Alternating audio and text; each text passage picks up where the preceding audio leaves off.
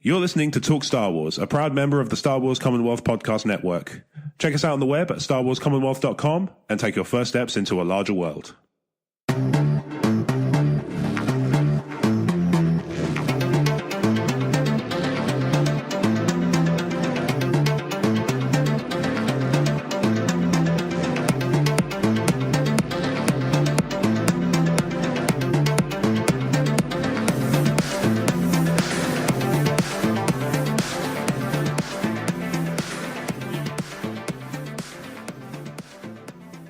Hello there, and welcome back to Talk Star Wars, episode 164 from Emotionally 14. I'm Rob.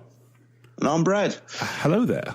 Hello, how are you doing? I am doing much better since last week, thank you. That's really good to hear. Yeah, I ended up being sick Friday because I was in no fit state to do much. Spent most of the day asleep, and then got a fair bit of walking in over the weekend, which helped get me back into the swing of it a little bit. Yeah. And then went back to work Monday and have been fine ever since. And just, That's cool. I tend to, the way I get sick, especially when it's colds and flus, which is what I was suffering from, is I get really bad for one day. Yeah. Really bad. And then the rest of the time is spent with me just clearing gunk out. So I'll start sort of coughing and spluttering and sneezing and, all that for a week, 2 weeks or something like that afterwards. But no, in terms of, started feeling fine probably by Sunday afternoon, to be honest. Okay. It was purely just that initial, the Friday feeling was not with me that day. And I realized that if I was to get on the train and go to work, I'd have just been back, shortly afterwards. So, like I say, I ended up sleeping in for most of the day. And the most exercise I could muster was a walk up the high street and back. And then at that point, I was like, I could sleep again. Back I come. And he did. And so he did. And so it was. How have you been? Yeah, not bad. Good. No trouble like that anyway, which is a change. That is always nice. Yes. Yeah. Indeed. So I think I spent all of March ill, so I feel like I'm owed some free time. That seems fair. Yeah. I think that's fair enough. Again, it's obviously at the time of recording, it's Thursday night. Now, the Star Wars Celebration has begun-ish. Kind of. Yeah, the actual convention center is open. I've seen Rob Cast is there representing Talk Star Wars. He is, he's already gone into some, he's in lines for things. He's going to panels and stuff like that. The episode 9 is tomorrow. In the UK, it's tomorrow afternoon. So we're not going to hear anything until then. We will, we'll kind of do our best to get together over the weekend if possible and get some thoughts down on anything that's kind of. Yeah, I mean, I'll be on Twitter. Yeah, but I mean, in terms of like having a look at the actual teaser, a week and a half before between the teaser dropping and the episode coming out is probably a little long to I'll figure something out. But yeah, at the moment there's not a lot to talk about. Nothing's really been announced. However, we have already established this behind the scenes. We have both had a chance to read Master and Apprentice. We have. Thanks to the kind folks at the publishers, whose name escaped me. The kind folks at Century. Thank you. Have sent us each a copy to give our thoughts on. So we shall be doing that. What we will do is we will do the usual review thing where we'll go to an ad, and then when we come back it will be spoiler only territory. Well, obviously we'll do the we should probably just do the outro at the time just before we go into the ad break, so in case people want to duck out. This is an unusual trend I've noticed in books recently. It's right at the end. All right. So you got acknowledgements at the end. Some people put at the beginning, some put at the end. So that's fine. Yep. And we have an about the author page, which makes perfect sense. Yes. Again, I always insist on one. Indeed. And then the new thing I've noticed is about the type. What? This book was set in Minion. Yeah, this book was set in Minion, a 1990 Adobe Originals typeface by Robert Slimback. Minion is inspired by classical old-style typefaces of blah-de-blah-de-blah-de-blah-de-blah, and I don't care. No, I don't know whether that's a legal thing. I don't know, maybe, if it's a copyrighted font, but... I guess, but even then, like, that's an odd... That's an odd thing. That is an odd thing. It really is. Yeah, that is peculiar. I'll say now, it hasn't affected my thoughts on the book. No, because I hadn't noticed it until you pointed that out. I feel like that would be very. I'd have to be calculon to be that put off by a font. And blessed with so much acting talent.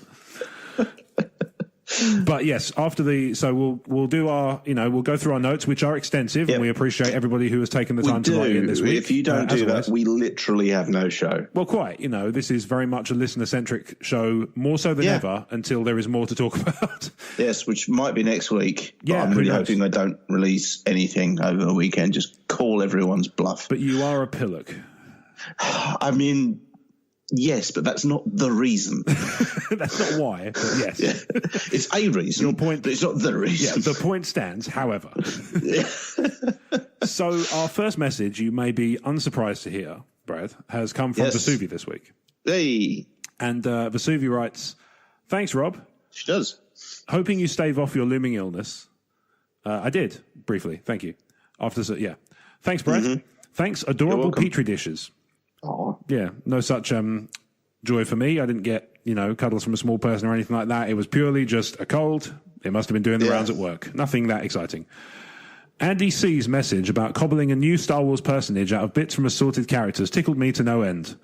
The kid in me would probably use the body of a Gamorrean, the arms of Grievous, the legs of Leia Organa circa Jabba's captive, the head of Sinara San, topped off with the ears of a Gundark. My apologies if this beastie makes its way into your nightmares. Eat your heart out, Dr. Evazan. Bradley's epistle, which prompted you both to take inventory of your favourite moments throughout canon, was highly entertaining. Well, I'm glad you like that, Vesuvi, because there's more today. Warranting additional thanks. Thanks. I also agree with Rob's informal dissertation on supplementary 3D conversion.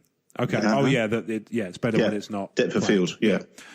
Also, during the above discussion, Brad mentioned recalling as a child being surprised when Boushh was revealed to be Leia in disguise.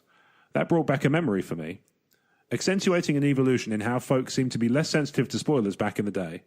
In 1983, 3 days before Episode 6 premiered, I saw a Return of the Jedi comic adaptation in the St. Francisville, Louisiana pharmacy.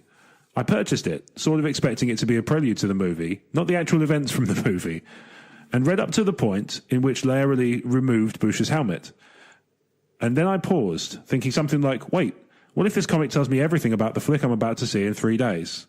Then the ravenous geek in me prevailed and continued reading the graphic presentation.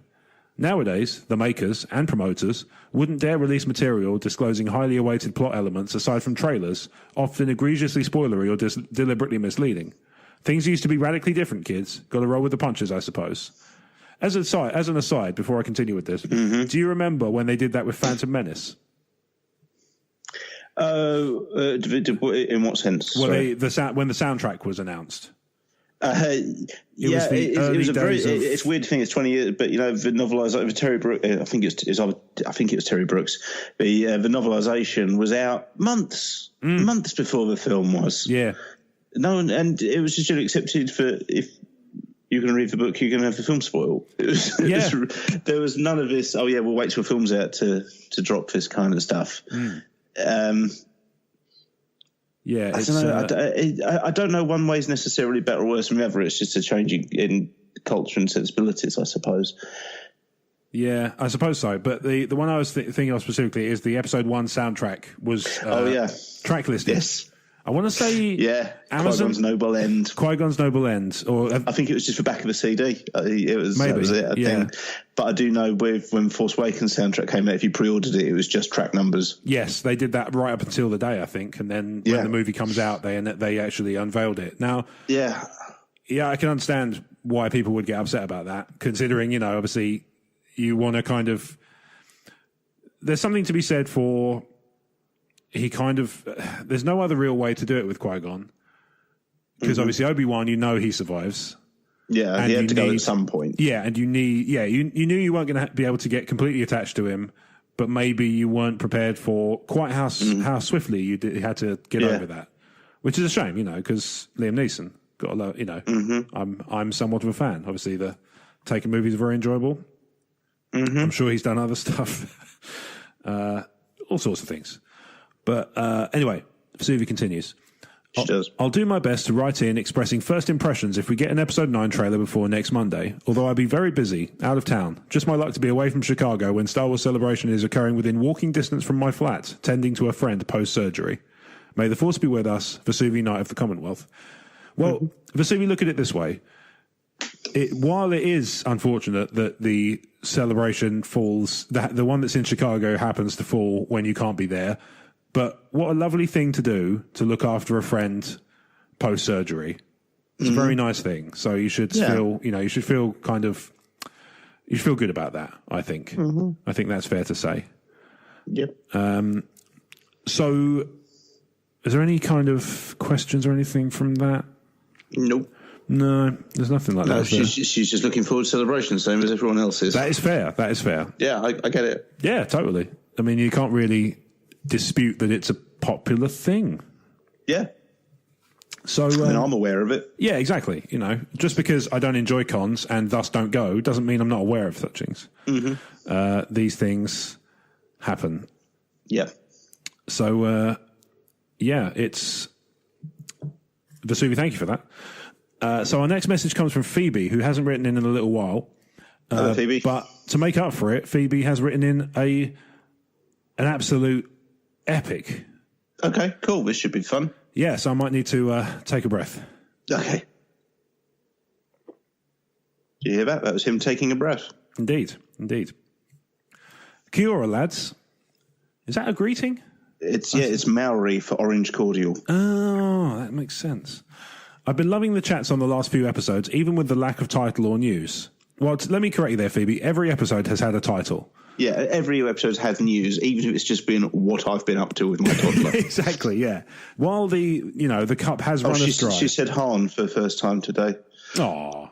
Yeah, she's been struggling. Still can't say 3PO, but we have Han. That is fair. I mean, Yeah.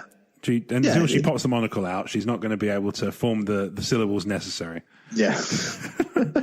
So, Phoebe writes, Kia ora, lads. I've been loving the chats on the last few episodes, even with the lack of title or news. Obviously, we know it means episode 9. Obviously, we know that. Yeah, it's all good fun. Who cares? Last week, I went to the Star Wars Identities exhibition that is on here in Sydney, and I wanted to recommend it to any Aussies who listen and tell you a bit about it in case you hadn't heard of it. So for those who aren't familiar, it's an interactive museum exhibit where you make your own Star Wars character at stations along the way, choosing your species, occupation, influences, friends, and attitudes. The premise of the exhibition is to explore what shapes any individual's identity in life, using Anakin and Luke as examples, comparing their different life experiences. In between this is a whole lot of concept art, audio clips, original film costumes and models from the films up to The Force Awakens. The 5-foot Star Destroyer model was a particular highlight.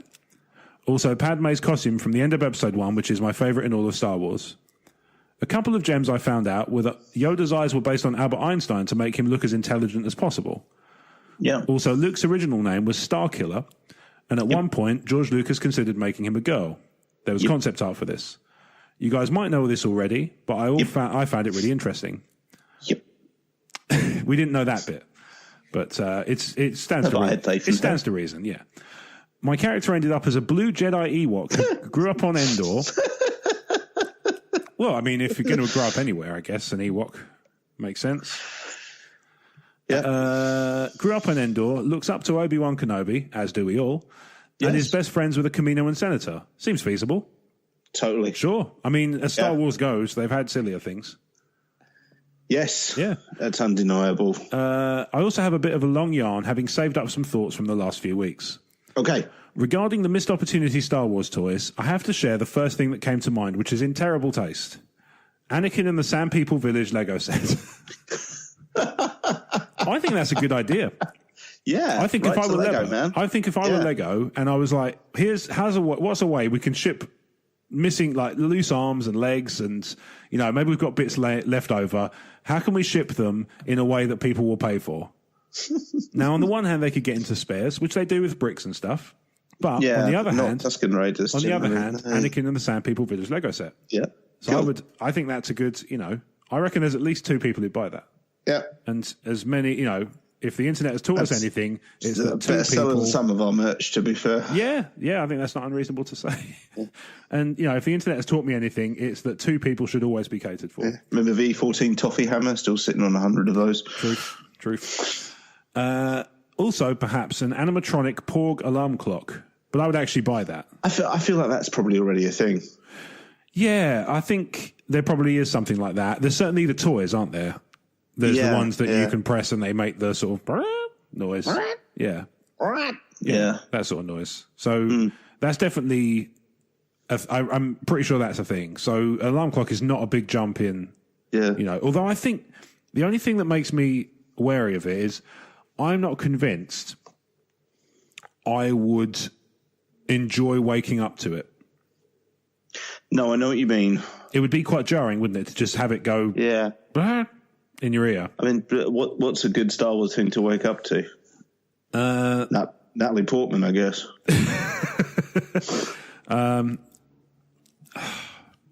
I suppose. The thing is, I would want the sort of the alarm from Rogue One, but it kind of builds rather than just coming in. Yeah. Congratulations, you're being woken up. Yeah.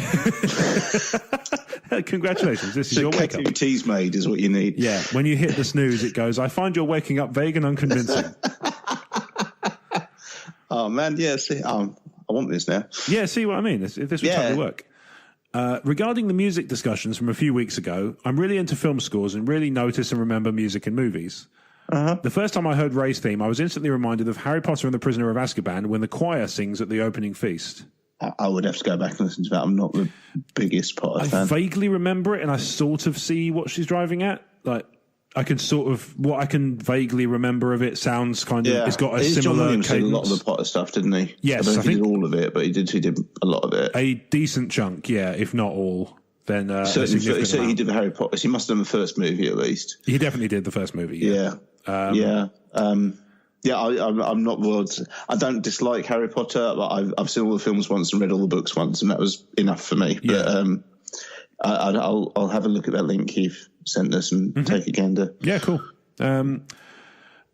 It isn't so bad now, but for a while I couldn't help feeling it was too similar and almost a bit too childish. In the sequel trilogy, I love Kylo's theme and find it much more menacing than the Emperor's theme or the Imperial March, especially the first time you hear it on Jakku in The Force Awakens. I'm not sold on Kylo Ren's theme. I don't know. It's very I know the one she means. vaudeville bad. Can't do any more, or we won't be allowed to be on Spotify. Yeah, fair.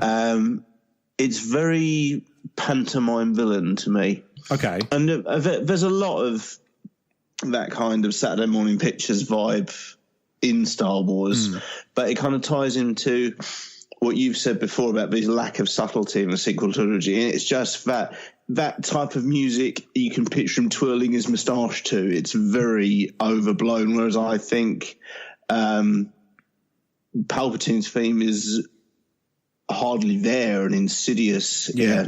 No pun intended. Not played for. Not played for. It's much more subtle. And it ties in with how it's the fact it's almost like Gregorian chanting. When you first see him, he looks like this dark monk as well. I don't know, there's just something about Kylo Ren's theme is very pantomime to me. Is that deliberate on John Williams' part? He's a very, very clever guy, and the answer to that is, as always, possibly. Yeah, because I do wonder with that particular one if that's the whole thing. Is like he's this sort of, he sees himself as this big imposing villain. Nobody really takes him seriously apart from himself. I know what you mean. Now you've said that, I'm going to say yes. Okay, because you convinced me. Right. John Williams is too good to do something that bad by mistake. Yeah, I get you. Yeah, but yeah.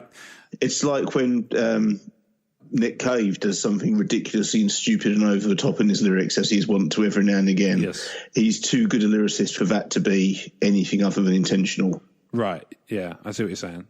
Like, it's I don't know. It's one of those things that just kind of, while we've been talking about it, I was sort of thinking, Is that it? Could that be it? Yeah, I think you're absolutely no. You put it that way. I'm in total agreement. Yeah. Okay. Interesting. Nice. All right. Okay. I've warmed to it a little in the space of 30 seconds. Okay. So Phoebe continues, I absolutely love the Last Jedi soundtrack the more I listen to it, especially the Battle of Crate and how all of these musical themes are brought together so well. The music and sound mix used in the trailer was also fantastic. I like the music of The Last Jedi.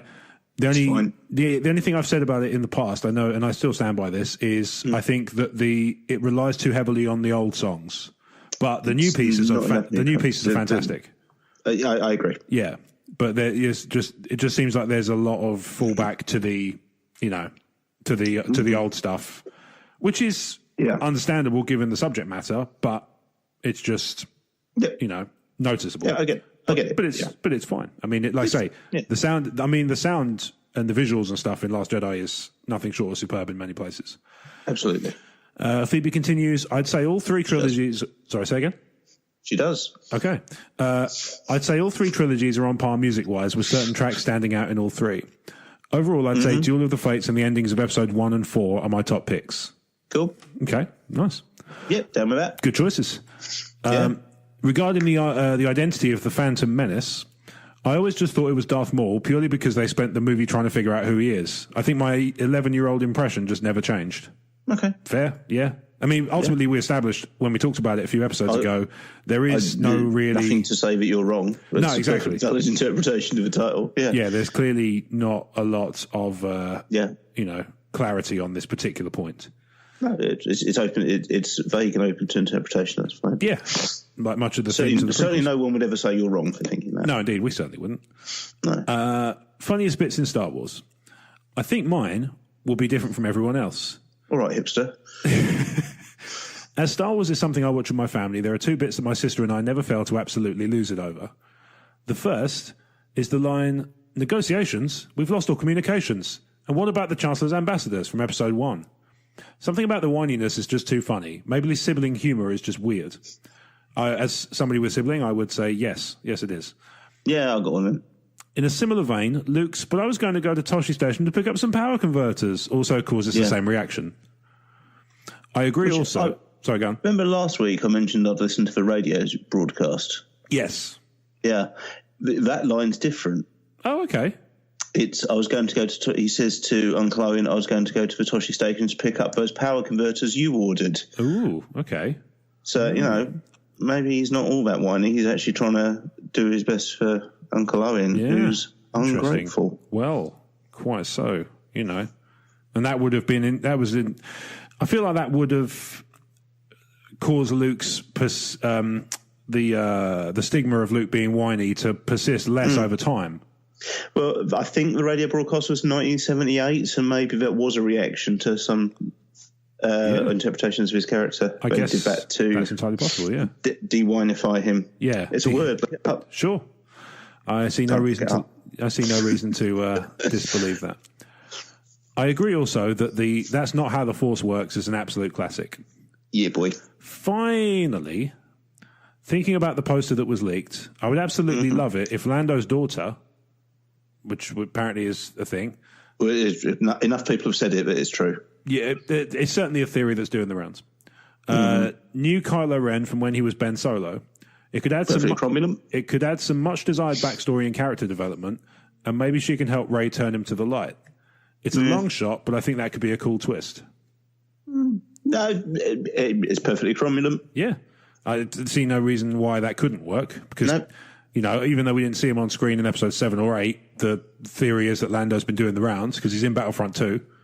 Yes. In the Rebellion, in the Republic, kind of as it forms. So, no reason why not. Thanks again for the great podcast, and please feel free to selectively read the above, as it's quite the essay. Should have said that at the start. To be fair, I have read this once and still decided to read it all. So, yeah. May the force be with you, Phoebe, also in Australia, but a proud Kiwi. Much aroha for the kind thoughts about Christchurch, where I lived until very recently. P.S. Okay. I had a question about Kylo Ren's "I will finish what you started" complex. Surely, as Ben Solo, he would have known that Darth Vader turned to the light in the end, so why does he idolize him as a dark side villain? Surely he would disdain Darth Vader for caving to the light unless he doesn't know the truth of what happened. I've always found this confusing. It's not the first time I've heard that confusion, to be fair. Kylo Ren wants to be Darth Vader because he is the only person Luke was ever afraid of. Okay. As theories go, it works. Yeah? It's the best I've got. Okay, fair enough. Any particular reason he would want Luke to be afraid of him? Because Luke tried to kill him. But that's just before that. So Do we know that? Well, Snoke's been kind of warping him since he's had his kind of hooks in him since birth, right? Is that established or is that theory? I think it's in. Is it not in Aftermath? Is it not in Life Debt? I don't know. Possibly. Doesn't Leia feel the kind of? It's hinted at, I guess. Yeah, I don't know, but yeah, it's. But that's my theory for why when he ran away, he would have developed that kind of hero worship. Yeah. Do we know how much time passes between Luke trying to kill him and him coming back and raising the Jedi Temple? We don't. I would be under the impression it was really shortly after. As in, well, he was just a Jedi Padawan, for want of a better term, who returns with the Knights of Ren to completely raise it. I assumed years had passed. Oh, okay. I don't know. You've been about 15 or something when the dates don't line up. You know what I mean? Yeah. He could have. Yeah, I don't believe he tried to kill him. Ben ran away and came back 3 weeks later. Right. I think he went to Snoke for more training. Right. Acquired backup and then went back. Okay.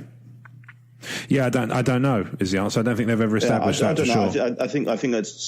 I think that will be a plot point in episode 9, so I'm speculating as well. Yeah. And that was just my takeaway from my interpretation of events I've seen so far. Yeah. I mean, I make no claim that it's canonical. Let me think. So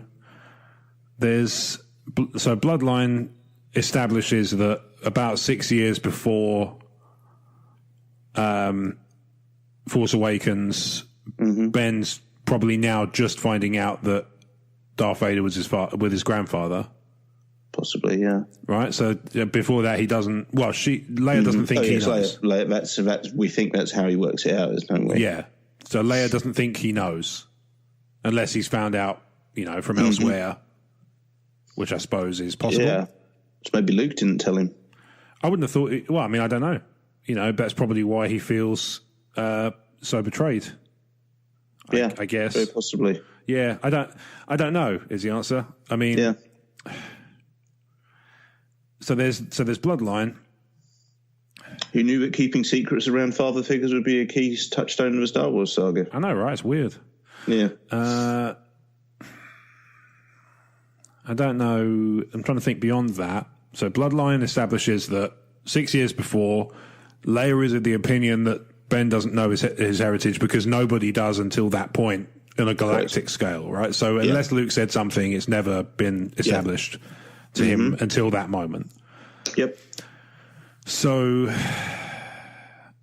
it doesn't leave a lot of time for him to go away, come back, years later, Luke to go away, because Luke's been gone presumably for some time. After the Jedi Temple's destroyed. I'm not au fait enough with the timescales of the sequel trilogy era, to be honest with you. I don't know for sure. If anybody's got clarity on this, then feel free to get in touch and we will read it. Usual places. Yeah. In terms of why Ben might have looked on Darth Vader less than that, so you're working with he wants Luke to fear him, and that's the person who Luke fears. Yeah. Okay. I think that's possibly part of the reason why my interpretation of it being some time has passed between the attempt on Ben's life and him returning. Yeah. Okay. I've kind of, I guess, if not a year maybe, but some time must have passed. I'm trying to think. I'm trying to think what I would have believed up until that, until it was just said there. I'm guessing my theory has always been, historically at least, that Snoke has just been, basically convincing him that nobody can be trusted because look what they kept from you all this time. Yeah, we've got no background on Snoke still, though. No. He's just referred to as Snoke. Yeah. Obviously, Leia knows who he is. She references him by name in Force Awakens. Sure. But we don't know yet if he was part of the Republic Council. We don't know if he was some dark side user. We don't know if he was posing as another Jedi student at Luke's academy. Yeah. We've got no context for Snoke whatsoever. No, indeed. He's a Phantom Menace. Yeah, he is. I don't think he's the intended target of the title. But... No, but if it's that recurring motif again. He's very... We've got no background for Snoke, so any guess is valid at the moment. Here's a thought. Oh, dear. The only person who saw Vader redeemed is Luke. Yes. Leia has to take his word for it. Yeah. Nobody else believes that because clearly, if everybody believed it readily, Bloodline wouldn't be a thing. Correct. So maybe they just he doesn't. When I'm just thinking, he doesn't need to turn Ben's opinion against the whole galaxy. Just two people who were already misleading him by omitting information. Yeah. So actually, it doesn't take much, I don't think, to warp Ben's mind to, well, they're obviously just keeping everything from you. Yeah. Because they were. It makes it, a little bit less significant of a task to sort of bring him round to that side of the argument. Interesting thought. But, I mean... If other people have thoughts on this, then feel free. Podcast at emotionally14.com. Ideally with the subject line Talk Star Wars. That'd be good.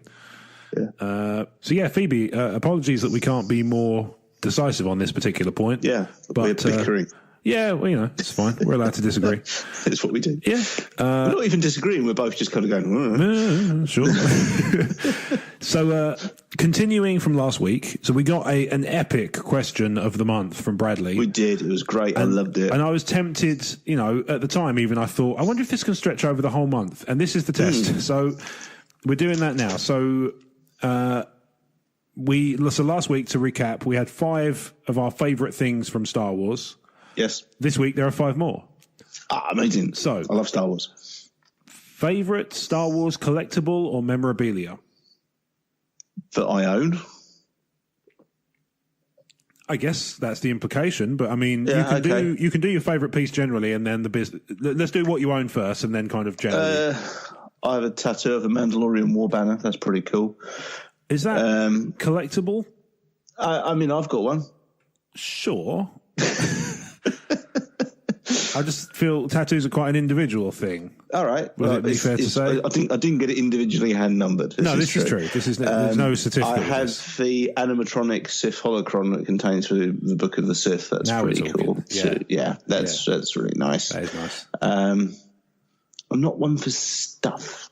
Just like bric-a-brac or stuff like that. I'm not an action figure or a pop vinyl person. No, that's probably it. Maybe like the Star Wars Vault. That's a really nice coffee table book as well. Yeah.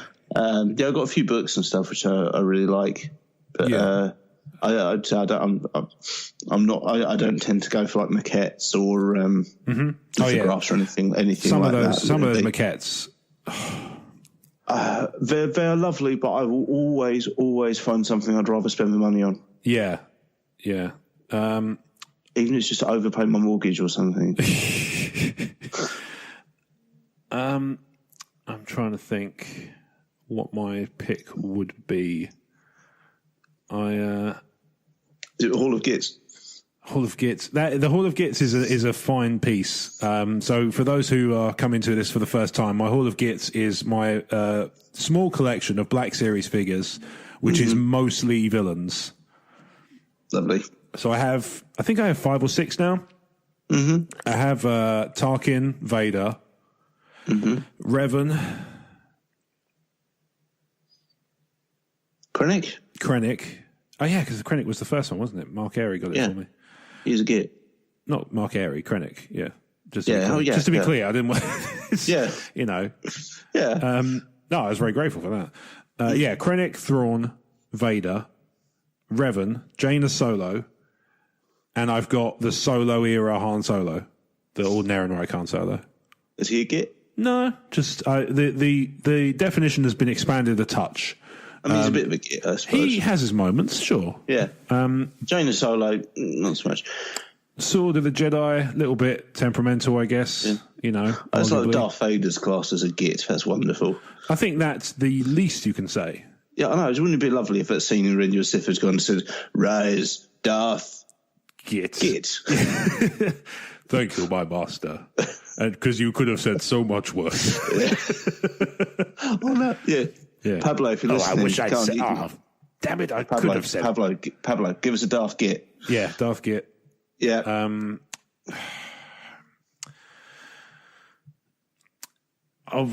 So I've got a few good books. James, formerly of the Tumbling Saber, got me this fantastic. I think it's like a double pack of the Book of the Jedi and the Book of the Sith in a single volume. It's gorgeous. Yeah. Like it's just so I have beautiful. The Book of the Jedi, the Book of Bounty Hunters, and the Book of the Sith. I think they did do a few more, but for whatever reason, I only have the first three. Yeah, but I got it as we did Secret Santa a few years ago. Okay. I've no longer participated because it was an absolute mare because I got mine just before my birthday, which is, obviously May. And so Secret Santa didn't go so well for me that year. So the following year, I did not participate. Fair enough. Just because I'd been burned once before, although I was very, very grateful for what I got because it was fantastic. I've got the Book of Sound Effects as well. Oh, yeah, that is a great one. That's a good book. Yeah. I've got a few signatures, and I think that's not really the same thing. They're collectible. They're memorabilia, certainly. Yeah. I guess that would qualify. I guess so, yeah. Yeah. No, I've got a few. My DVDs have got a few signatures on, and I have Warwick Davies and Ewan McGregor's autographs. Nice. And I've got an issue of Darth Vader signed by Kieran Gillen. Very nice. Yeah, that's very cool. We were both signing at the same convention, and I had to queue up for his, and you didn't have to queue up for mine because he was famous and I was not. Well, I mean, that's true. Totally fair. He's a much better writer than I. Well, that's totally that's a matter of subjective opinion. It's art, isn't it? So, but I'm trying to think. Maybe if literally everyone who's reading this goes out and buys all of my books tomorrow, then that'll make a difference. Maybe. Yeah. Well, they have the opportunity. We always plug them at the end of the show. So I'm trying to think if there's anything else of mine in terms of like weird and wonderful stuff. I got a Death Star kitchen timer. Oh, that's quite cool. It is quite cool. It's massive though. That's the only thing. It's like it's like the size of one of those small footballs you got when you were a kid. Like the ones where you couldn't play on the field because it wasn't the right time of year, but they'll let you play on the tennis courts because that's fine. Yeah, and you had to but you couldn't have a full size football on the tennis courts because So they used to make you buy the small footballs, the mini ones. Yes. Even though if it was to do with, all I'll say is if it was to do with getting hit in the face, it didn't help. No. If anything, it was worse. Yeah. What about memorabilia that you don't own that you wish you could? I don't know if I would always try to explain long ball to people. Long ball? Yeah, it was a game that seemed to consist of just going onto the basketball courts or netball courts and just lobbing a tennis ball as hard as you could at lunchtime. Oh, I remember that. I don't know what we called it. I don't think we called it long ball though. I wasn't aware it was a territorial thing. No, I don't think it is. I just don't think that's what we called it. But I don't know what I don't know what it is. Like what the equivalent would be. But short ball, wide ball. I don't know. Maybe it was long ball. I don't know. No. Anyway. Yeah, it's. And what about memorabilia that you don't own that you wish you? Anything you have your eye on that you know? No, cause it's not. Like I say, it's not really. I mean, if money and space were no object, then that would be different. Like maybe a Lego Executor would be lovely because I think some of the Lego stuff is lovely, but cool. I give enough of my time over to assembling Star Wars models for Fire When Ready as it is at the moment. Yeah. And there being Lego stuff takes up a lot of space when it's assembled. So, in an ideal world, something like the Lego Executor would be lovely because I've mentioned before, I just love Star Destroyers. Yeah. And the Executor's beautiful. I think if space were no object, I'd probably have more Lego. It's all great stuff. It looks so. I'd love to be able to sink hours into putting together the Death Star or something like that. But I don't have hundreds of pounds, and I don't have hundreds of hours either because for me it's to say the space is the main thing. I have the same number of hours as everyone else does, but I tend to fill it up with other stuff first. Yeah, it's true. I think more for me it's more the space because money wise, like you kind of mentioned earlier in context of something else, I could afford them, but there are other things I'd prefer to buy first. Yeah, stuff that I feel like I need or would benefit from more. Yeah. But if it was, like I say, it's more the space thing, to be honest, because I'm sure I would enjoy the assembly of such things. Yeah. But it's just that the outlay of space for the assembly and the assembled. Because otherwise you just put it together as, it's fun, take it apart again, like Art Attack. It's not... Yeah, basically. Yeah, it's not... Call across. And back. It's... I think Lego would probably be what I would end up more. The Force FX lightsabers are great. They are cool. Again, but you got to get your pose of it. You do a flashblade, you'll fit your flashblade down, and it goes back in the cupboard. Pretty much. I mean, when I was a kid, I had one of those ones. It was just a plastic tube with a bulb in it. Yeah, and that was pretty much the same story. Yeah, my daughter's got one knocking around here somewhere. She was actually trying to make lightsaber noises with it earlier. Oh, nice. Yeah. Yeah, Lego would be my pick. I think I'd have more Lego. Yeah, maybe if it was. Let's say the money's not so much the space. A 1-to-1 Lego ATST. Nice. Yeah, just in the garden or something, just over under the tarp. Yep. Line in Star Wars. There was a few lines. There's the Death Star Trench. That's a nice line. Beggar's Canyon. That's probably a relatively straight line. Withering looks don't do so well over radio, do they? Best line. Oh man, he does big questions. Yeah. I'm loath to say No, There Is Another because that was my answer for best scene. I mean, to be fair, it's part of it. Yeah, but maybe I should take the opportunity to diversify a little. You can have another one. Tell you what, run off a few and I'll make you pick one. Same as we did last week. All right. Rather than having dead hair. Yeah. We do that a lot anyway. Yeah. Not that they know of. Yeah, I know. Oh man, you got any? You can pitch in as well. It's your show. I do. I'm just here to mess things up. Episode 2. Good job. Yeah, that is fun. Yeah, that was one of those ones that even in the cinema made me laugh out loud. Yeah, because I thought that was very good. Yeah. I mean, C-3PO's got some great lines at the battle of Geonosis. There's those looks again. There's nothing really funny in episode... it's not even funny, is it, the lines? It's just... That whole speech of, you were the chosen one. Just that kind of... Oh, it's beautiful. Yeah. It's McGregor doing the best acting he turns in all series. Yeah. It's just really well delivered. There's this. It's the right mix of upset, surprise. How could I have got this so wrong? I do not see this. Yeah, exactly. It works on every level. I think that whole speech. There's always a bigger fish. Always a bigger fish. Yeah. I tell you what I do love, actually, and this might be my pick completely, but I'll obviously, I'm not going to lock it in just yet. It's the line, and save your wife from certain death, followed by the smile that creeps across his face and the music that plays, all of it together. It sounds like the worst game show host ever when you describe it. Or the best. Yeah. It's like, man, they've gone overboard with a new Crystal Maze. Yeah, exactly. When we come back, he'll be spinning on the big wheel to take home his share of £5,000 and save his wife from certain death.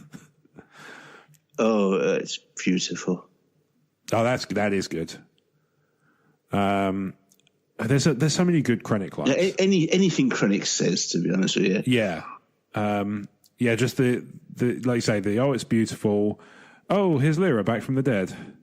It takes a lot to knock Lando down to second best cape wearer in Star Wars. That is true. He finds a way. If anybody can find a way, he has managed it somehow. And it's hard to find a bad Krennic line. Yeah. Annoyingly, Vader in that film. I feel there's some really good lines in Solo, but I haven't seen it enough for some of the quotes to enter my stupid middle-aged brain. Oh, there's a bit with him and Chewbacca, and he's like, "Well, we need to shorten that." Yeah, we need to shorten that. There's no way I'm saying that. I'm saying that every time, or something to that effect. Yeah. Yeah. I really like Never Tell Me the Odds. Yes. Just the way he delivered, again, it's a nice mix of things, and in that one it's kind of defiance and also don't say it. Mm-hmm. Don't say it out loud. And then similarly with Han, obviously there's that's not how the Force works. Obviously, that goes without saying. So good. I quite like the stop grabbing my hand. Nah, I think that's kind of. I liked it. But okay. I just think it's crap. Okay, that's fine. The whole the whole thing. I understand it, but I think it's just they play on it too many times in the film. It's like, yeah, we get it. Okay. For some reason, I really like Balutik. Just Han Solo, you're a dead man. Just that. Yeah. Okay. It partly because it reminds me of, I think it's his character from In the Loop. Okay. Because he plays like a Malcolm Tucker style, or somebody like him plays a Malcolm Tucker style character, but like an even younger, even more angry one. Okay. So yeah, I just like the way he delivers that line. Has Maz got any good ones? That's a good. I mean, obviously, if it wasn't a good one, they wouldn't do it in every film, right? Yeah, exactly. Yeah. I'm trying to think if Maz has any really good. Tell you what, actually, there's one particular line of Maz Kanata's I really, really love in episode 7, when she just says, "I assume you need something desperately." Just that pause and then deliver the desperately, it's not enough to need something. He has to really need it to come to Takodana. Mm-hmm. What about the droid attack on the Wookiees? How do we forget that? Yeah, I mean, that one's all right. Yeah. I know it's memed to high hell. I know, that's what the only reason I've been it's a fun. Yeah. It's a fun line. Why does he need a seat? He's a hologram. It's a great question. Why do they? How do they get that to the point where he can sit down in the chair and the chair's not part of the hologram? I don't understand hologram technology in Star Wars. It's too cool. Yeah. Because I noticed this. We'll talk about it a bit in when we talk about Master and Apprentice. But there was a bit in that where there was a hologram in the book, like being depicted, and I was standing there, and I was sitting there going, "How does that work?" So I think I mentioned this in an episode of Fire and Ready. There's a bit of Revenge of the Sith which I love, but you don't quite notice it the first time. Right. It's at Order 66. Obviously, Yoda is such a powerful Jedi. He senses the clone troopers are about to attack him, and he just jumps up and takes them out. Yeah.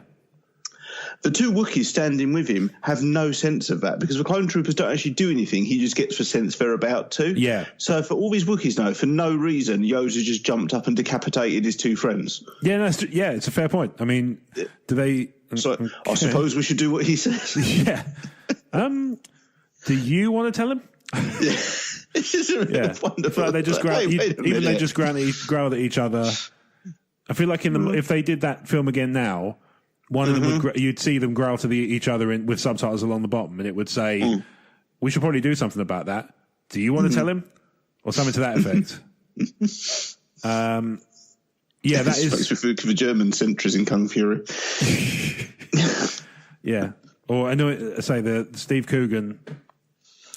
No, it's not quite the same as the Steve Coogan bit in Tropic Thunder, but quite.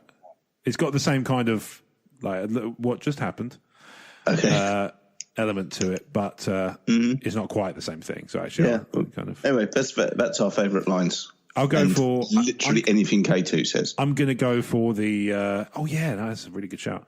I'm going to go for the and save your wife. That's my pick. No, I'm going to stick with. If I've got to go with Krennic, it's probably we stand here amongst my achievements, not yours. Okay. Yeah, I know you're fond of that line. I just fond of Krennic. Yeah, I mean that's also fair enough. And Tantrums with Tarkin was a considered title for Fire When Ready.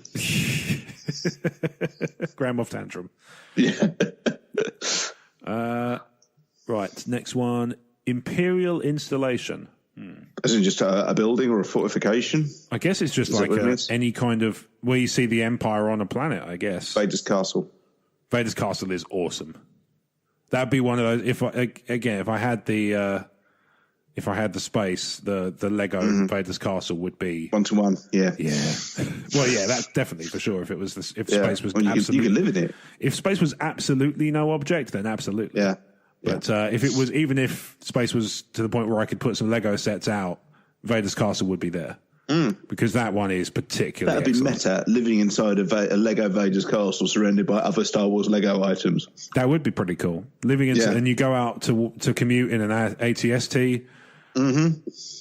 What's not to like? That would have to be Connects, I guess. Technics, I suppose so. Yeah. In order to, make. I don't know that Meccano is still a thing, so yeah, it probably Connects. Yeah, I don't even know if Connects is still a thing. Okay. I have no idea. I'm not really up on Lego stuff beyond obviously the Star Wars sets because it seems like it's the kind of thing that makes sense to know.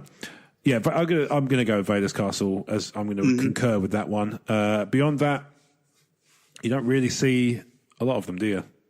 A bit of Wabani, the Death Stars, the Galaxy Gun, Wabani, a little bit, Sun Crusher. None of these are canon anymore. Oh yeah. They're only ever written about. Yeah, and kind of balls. Yeah, certainly in some of those cases more so than others. Yeah. Movie that mentions or references Star Wars. Spaceballs. Spaceballs is a good pick.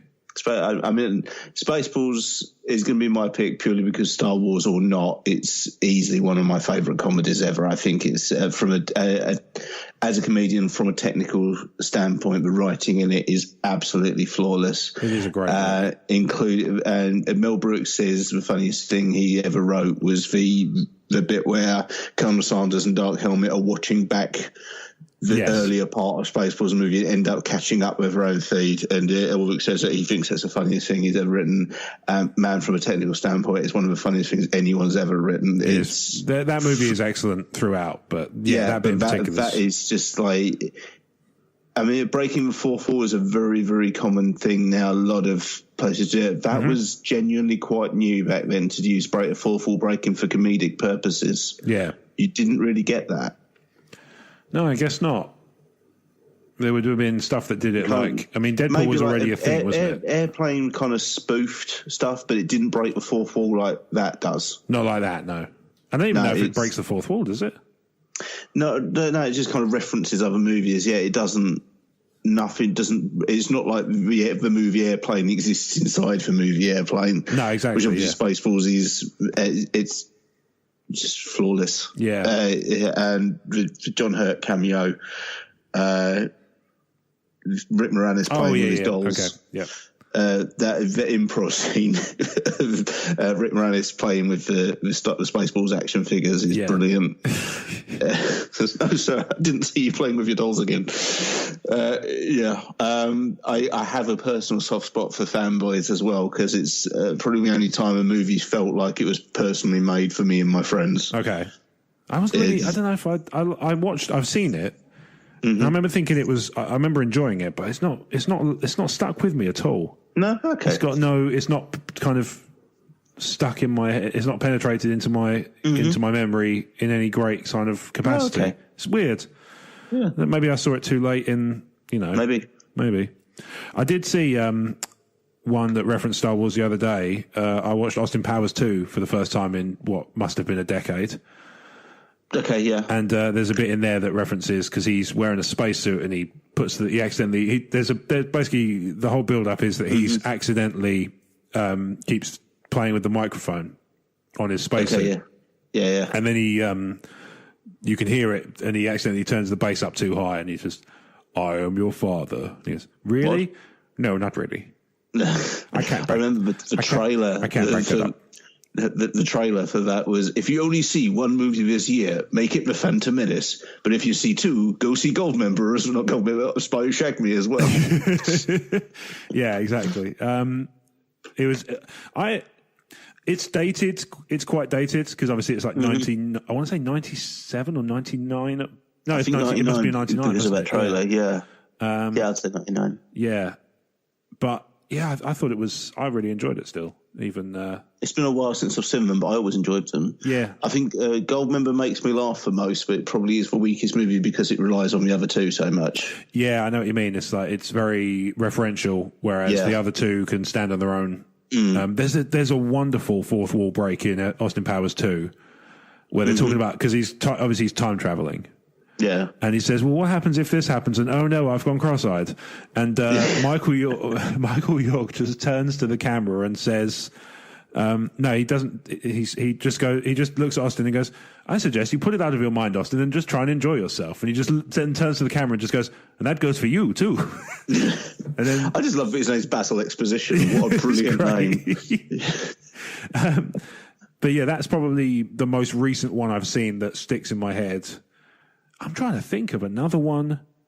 It's so ubiquitous, though. So much references. This is the thing. It's everywhere, isn't it? I mean, yeah. Movies that mention or reference stuff. It's just so big. Obviously, I've gone for the big Spaceballs. These for big spoof, but it's been spoofed 100 times over in 100 different things. Oh, absolutely, yeah. I mean, they did a whole Family Guy did that whole trilogy. You know, they did every single one of the original trilogy themselves. And, you know, I know that a lot of people really like the Empire one, but for my money, even though they make constant reference to the fact that it's the one they have to do, I think Jedi's I really enjoy Jedi the best.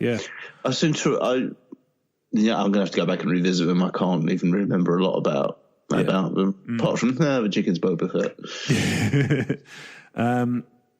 Again, I think just because of its recency, Austin Powers 2 is the only one that springs to mind. I'm trying my best to. I'm sitting here just drawing a complete blank. Yeah, but I'd put it above Age of Ultron, because Age of Ultron, I'm pretty sure, references Star Wars because it's on Captain America's list of movies he has to watch. Yes, which I kind of hope he'd enjoy. You'd hope, yeah. Yeah. I'm really struggling. To say, there's so many. You're absolutely right. It's everywhere, and yet now I'm sitting here trying to think of one. I am just drawing a complete blank. Yeah. Jay and Silent Bob Strike Back. Yeah, okay. Obviously Mark Hamill's in it. Camille, playing a character, and then they have a lightsaber fight. Is it Rain of Fire? Does the Empire story? Maybe. Rain of Fire, it's a post-apocalyptic movie where everyone's taking over the dragons, and Christian Bale's the main guy in it, and him and one of his friends are putting on a play for the children of their enclave, and it is the Cloud City duel between Vader and Luke, but kind of reframed to be the Black Knight and the hero. And one of the kids said, "Did you really write that?" And Christian Bale says, "Yeah, of course I did. Go to bed." Yeah. I know. But generally I'd advise not watching Rain of Fire. That's fair. I think it's all the stuff I've heard about it leads me to agree. You can always find something better to watch, even if the alternative is Sharknado 2. Which probably makes a Star Wars reference somewhere. Fairly safe bet, isn't it? The fourth Sharknado movie was called The Force Awakens. There you go. So that's your pick, is it? Yeah, let's go Sharknado 4. Because when you didn't say, you know what, we really feel like we didn't say everything we wanted to say with the first three. I'm going to have to go with Austin Powers 2. I know that there's going to be one where, and do you know what?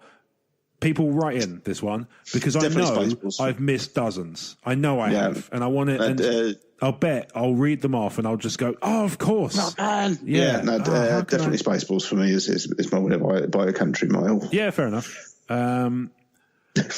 Next one, character other than Luke, Leia, Han, Chewie, Obi-Wan, and Vader.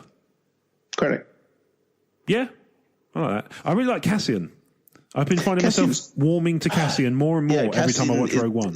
Cassian's a very strong character with a strong character arc, which you don't get so much in the new movies. I like Jin. I like Jin's arc to a me too, but I'm not allowed to drink it anymore. Not as good. I don't think her arc's quite as good as Cassian's, but then I think it's still really good and still in the top half of character arcs from the sort of more recent movies. Yes, without much problem. Yeah, I agree. In terms of other characters, I mean, Krennic's an obvious choice. Palpatine's not in the list, so I can say him. He's great. You can. Palpatine is a great character. Yeah, he's not Dr. obviously. Aphra. He's a terrible, terrible person, but he's a strong character, and he's. I like Dr. Aphra. She started out as just a knowing parody of Indiana Jones and has become a really good character in her own right. Nice. I haven't read everything from Dr. Aphra. I've read a fair bit, but all the stuff in the Vader comics and then the first trade that they did of her solo run. Yeah, her ongoing is pretty good. Separate run. Solo run is not the same. It means different things, series. Doesn't it? Yeah. It's like it really bugs me when Star Wars novels say a character did something with Rancor. It's like, that's really misleading. Anthony Hopkins will be furious. Yeah. I'm going to say certainly from the sequels. I'm going to say Cassian. Okay. Otherwise, Palpatine's my pick. He's just he's too strongly done a character to abandon. Yeah. I kind of mentioned this at recording last night, but I don't think we have much audience crossover, so I'll say it again. Krennic is one of my favourite bad guys because he is, like all good bad guys, he is totally convinced that he is in the right for doing all these things. But it's the petulance that comes with him as well, you don't often see. Mm-hmm. Yeah, because he's still, you can tell he's got problems with delayed gratification and like a kind of, not a Napoleon complex, because that tends to be more. Yeah. But he's got that kind of feeling. You can tell he's got feelings of inadequacy and that he kind of overreacts as a result. Yeah, but it's the infuriation. It's not, I don't think that's a real word. He feels when he's stymied. Infuriation. Yeah, he feels frustration. That's the word I was looking for. No, it's a real word. You can feel that coming off him in waves when he's stymied. When Tarkin takes control of the Death Star away from him, he's angry, but he's not just angry. He's indignant. Yeah, he's. And you can see him desperately trying to worm his way into the Emperor's good books. Mm-hmm. He's. It's unusual to have a villain like that. You get wormy and scheming and mischievous villains, and you get angry, self-righteous villains, but you don't often get much blending of the two, which is what you do get with Krennic. Yeah.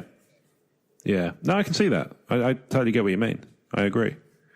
And, Ben Mendelsohn. Yeah, I mean, you can't really go wrong with a bit of Mendo. I think that's fair to say. Mm-hmm. I think there are a few who would disagree. Certainly nobody on Steel Wars, because Steel Wars loves a bit of Mendo. Okay. Made a T-shirt about it and everything, which I have in my wardrobe. So there you go, Bradley. This is part 2. Yes. So we've done the last, not the other. Sorry, the other Bradley, I should say.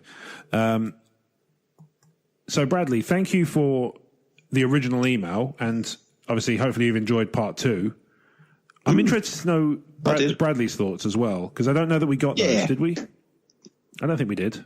Certainly not for last week's ones. I haven't seen his answers. No. So I think I want to hear Bradley's as well. And obviously I want to hear from everybody else. And I want every answer to be Krennic, regardless of the question.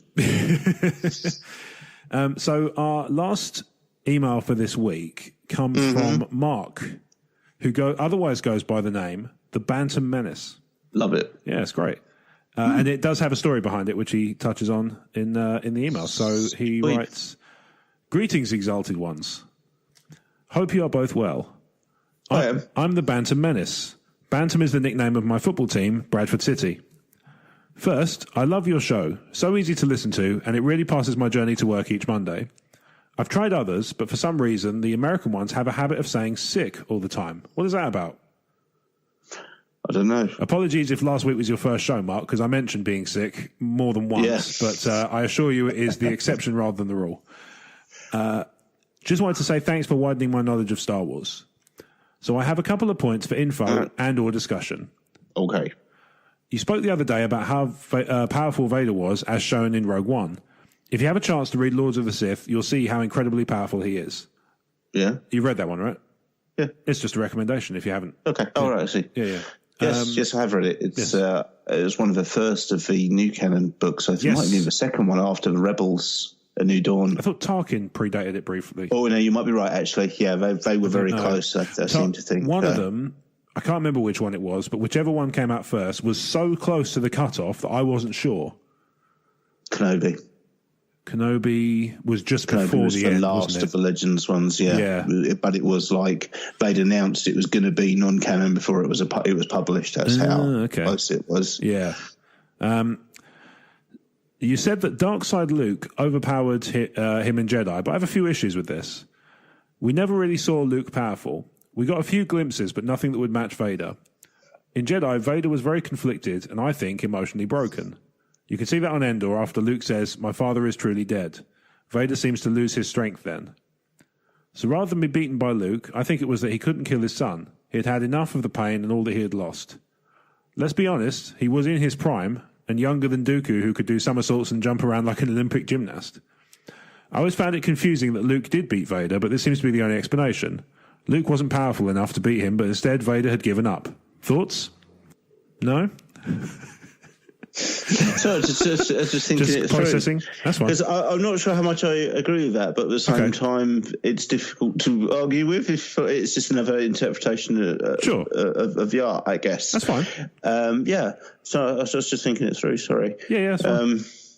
I mean, possibly Vader was conflicted, but was he that conflicted? He was still willing to try and kill him. I'm not. I can't quite swing with it.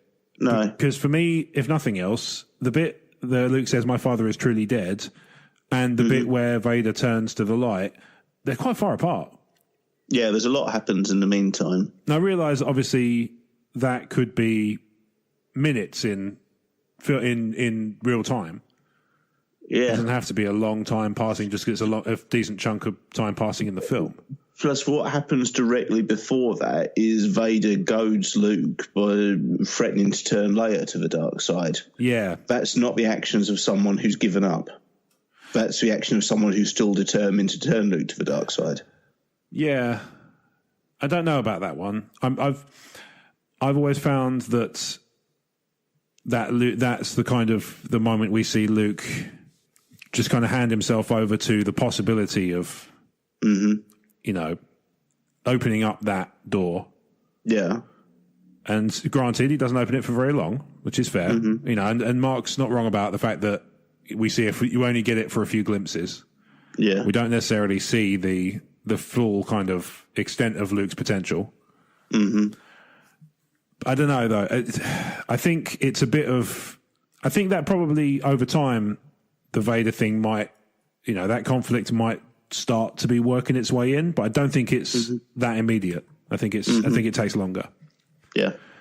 The next point may make you laugh and cry a little. Oh, it should be fun. In my job, I recently helped film some scenes for Mission Impossible. Cool. And spent a few days with Tom Cruise and others. I know, sorry, a bit show-offy, but I have a point. On a separate visit, one of the guys was wearing an Episode 9 jacket, so I asked, as you would, "Have you been on Star Wars?" He said yes and asked if I liked Star Wars. The answer was a massive yes. Now here is the killer. He said, "Shame I didn't know you last week. I could have shown you around the sets and got you an extras part." My heart died a little. I think you'll know how that must have felt. Why would he say that to you? That was just mean. I know, right? He must know that I was so close to being cast in the role of Krennic. Yeah. Because, yeah. I think I did my table read for it once. Yeah. Oh, my condolences. Yeah. That's it, right? That's spot on. I think I nailed it. I did get... It was between you, Ben Mendelsohn, and Big Nasty in the end, wasn't it? I think it was. Oh, man, I would watch the hell out of that. That guy's a wonderfully cartoonish human being. He's brilliant. Yeah. So Mark continues, I did get a signed Last Jedi poster from Rian Johnson and a Space Monkey hat from the production crew on Last Jedi. So all not lost, but what a missed opportunity. Yeah. Anyhow, Celebration is on this week. Cannot wait for the trailer. Have a great week, and may the Force be with you, the Bantam Menace. Well, there you go. Thanks very much for that. Cool. Yeah. Yes. Yeah, I was just kind of processing the last bit. Were there any last questions to kind of mention? But no, there's nothing like that. Nope. I've never come close to being in a film. I don't know anyone who's in the industry, I should say. Yeah. And I don't think I know... I don't know anybody... Certainly I don't know anybody who could have got me in on a film. I know people who work in the industry, but not in the sort of casting. Yeah. It's not an area I work in. No. Yeah, I don't know how I would even... I know you can sometimes get extras casting announcements, can't you? Because I know Jeremy is keen to get involved with that stuff when he can. Okay. From Retro Inc. Mm-hmm. So, yeah, Mark, or the Bantam Menace, as he's known, thank you very much for your contact. And, you know, if this is if you're only just sort of jumping onto the show now or whatever, then welcome. And we hope to hear from you again, you know, as the weeks come along. So, you know, welcome. Keep it coming. Yeah, exactly. Right. So we are about to take our break. And what will happen is when we come back, it will be a discussion of the book Master and Apprentice by Claudia Gray. Yeah. And if you don't want to hear spoilers for it, because this will come out just before it releases, a few days before.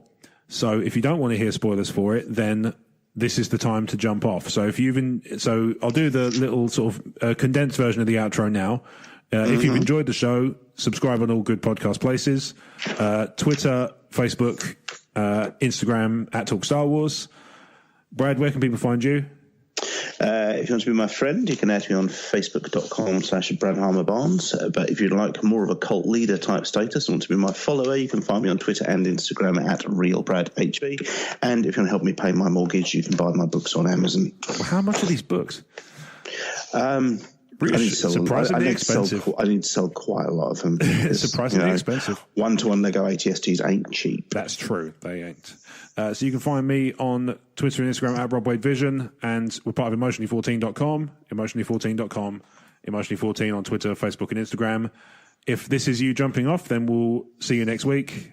Check out StarWarsCommonwealth.com for all the great shows on there, including us and 8 other outfits. And until then, next week, may the Force be with you.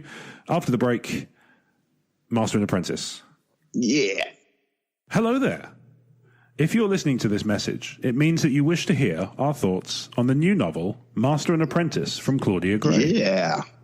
So first things first, I'm going to say this is artistically wonderful. Mm-hmm. Like the visuals of the actual, the dust jacket. The cover. Yeah, the dust jacket's fantastic. Yeah. It's very... Sorry, go on. You were going to say something. I was just going to say also it's worth mentioning that it is set in Minion, which is an Adobe Originals typeface. It's always nice to have a little bit of background info behind the font that they used. I think that's lovely, and I really appreciate you going to all the trouble to find that out. One of the things I noticed about it is it reminds me quite a lot of the Marvel color palette. You know, the one that people associate with the Marvel movies. Like you see it in Doctor Strange when he's going through all the different multiverses. Just having this around my house and seeing it at the corner of my eye every now and again, I thought I'd left a comic out or something. Yeah, it's got that kind of that color very palette. Much so. The sort of the greens and the purples and the sort of pinks and oranges and stuff all kind of swirling together. Yep. So I'll give this. So I read the synopsis just to kind of give people an idea. Go for it. You've got a good voice for that type of thing.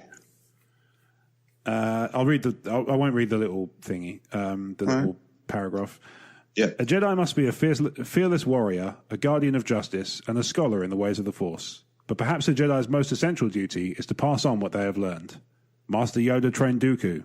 Dooku trained Qui-Gon Jinn. And now Qui-Gon has a Padawan of his own. But while Qui-Gon has faced all manner of threats and danger as a Jedi, nothing has ever scared him like the thought of failing his apprentice. Obi-Wan Kenobi has deep respect for his master, but struggles to understand him. Why must Qui-Gon so often disregard the laws that bind the Jedi? Why is Qui-Gon drawn to ancient Jedi prophecies instead of more practical concerns? And why wasn't Obi-Wan told that Qui-Gon is considering an invitation to join the Jedi Council, knowing it would mean the end of their partnership? The simple answer scares him. Obi-Wan has failed his master.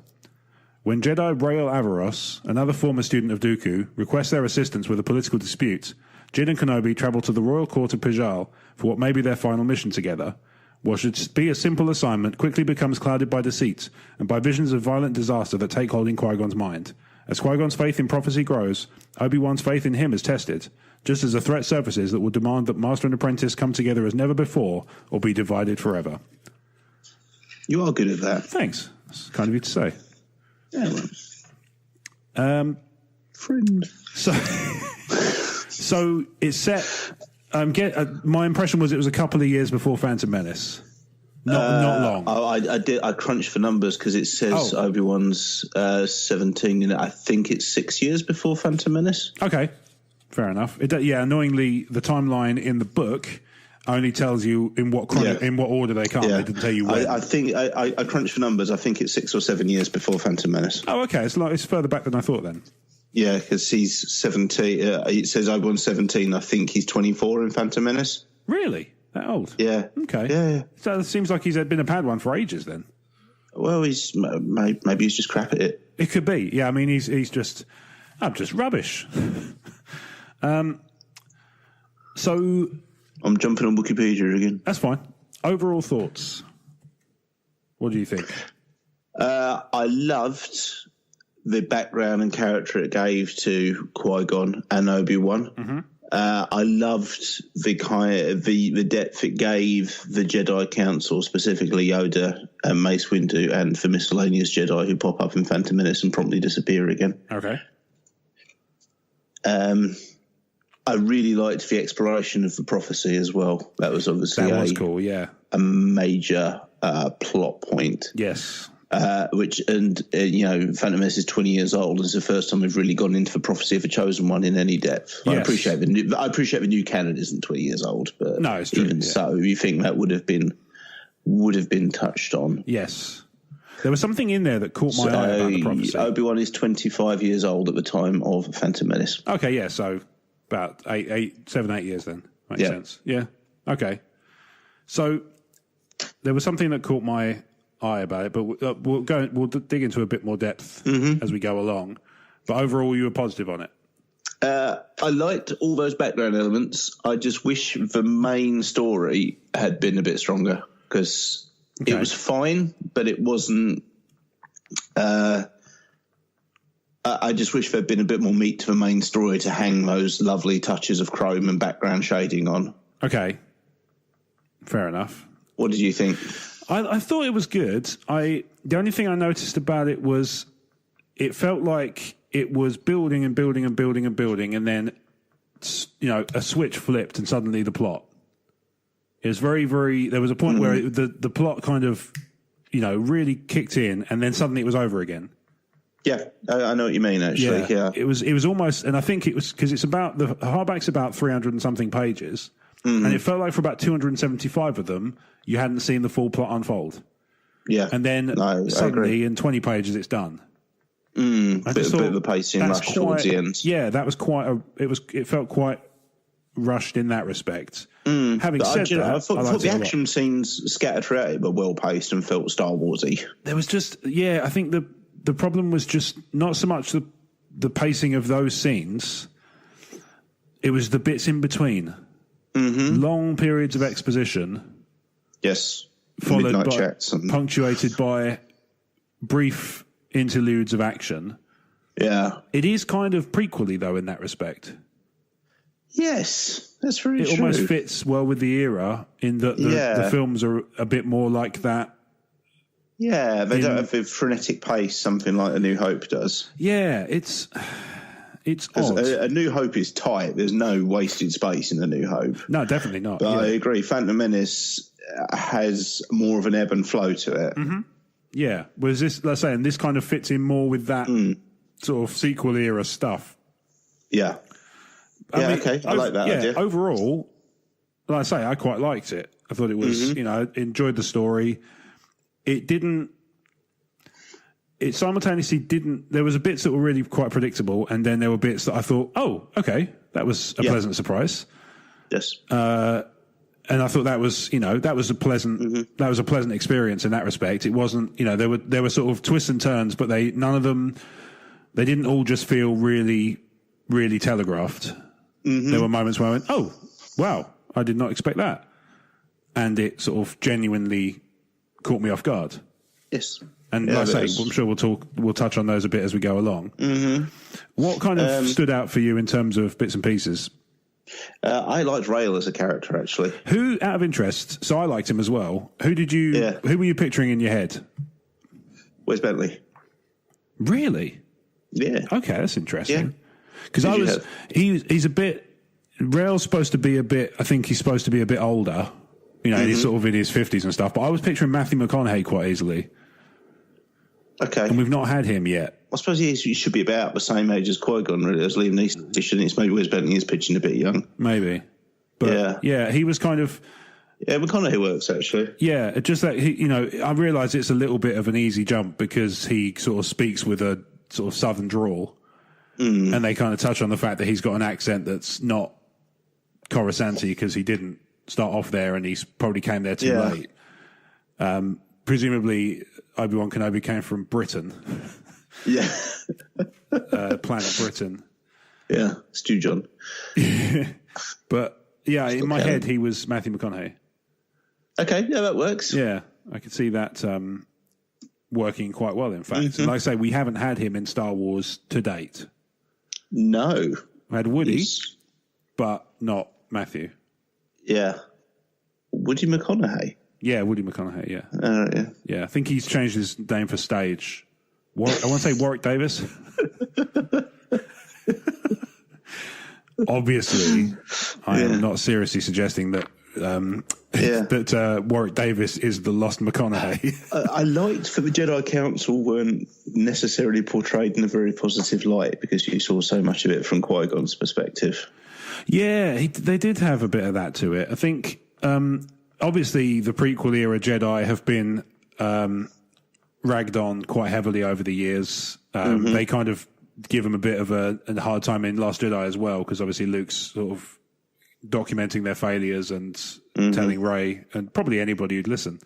But he hasn't had many visitors, and the caretaker's probably bored of it by now. Yeah, he's on about it again. Exactly, yeah. Oh, do you know, just smile and nod along. Just do what I do. But, yeah, I mean, obviously... What are power converters? He keeps banging on about them. Never did get him, he keeps saying. Somewhere at Toshi Station, there's just some power converters with L Skywalkers pinned to them. He's just picking them up. He'll be here one day, all right? He's never missed a pickup. Yeah. I'm sure he'll be here. Well, there's no return address. You can't send them back. No. Besides, have you driven past there recently?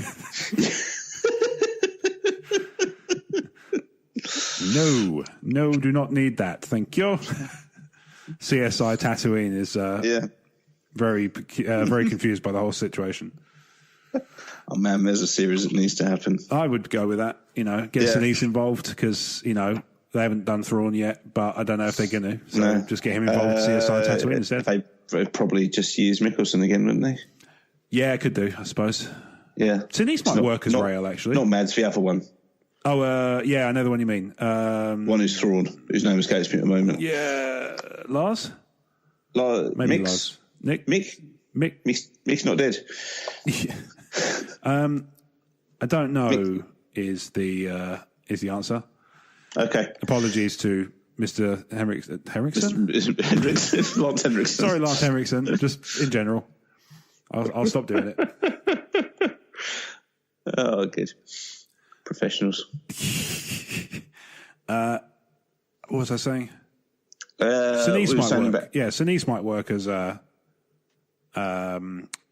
Averos as well. Actually, that's not a bad shout. Actually, yeah, that would kind of work. I think you need somebody. I think the reason I chose Matthew McConaughey is because the description kind of reminded me of like a sort of sleazier version of his character from Dark Tower. I haven't seen that yet. Just the look of him in the trailer. I think he's Flag, isn't he? Sure. Is he not? Is he the Man in Black? Randall Flagg, yeah. Randall Flagg, thank you. Sorry, yeah. Yeah. He's he's Randall Flagg. So he's got that look. Yeah. You kind of want a sort of, like I say, a slightly, what's the word? Like a sort of gentleman's club. I haven't seen the Dark Tower movie, but I know the character of Flagg enough to know that's good casting. Yeah, exactly right. It's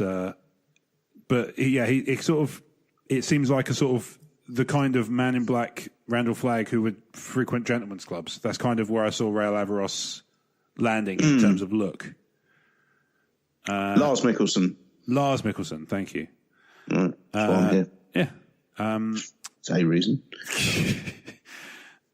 And then, with Averross, in terms of the other characters, were there any that sort of jumped out at you as good? No, they were a bit incidental, I felt. I think you were designed to sort of, you were intended to kind of be following Rael's journey more than anybody else's, because obviously his was the one with the big arc. Because is it Fanry, the name of the princess turned queen? Yeah, it was just kind of transparent and there.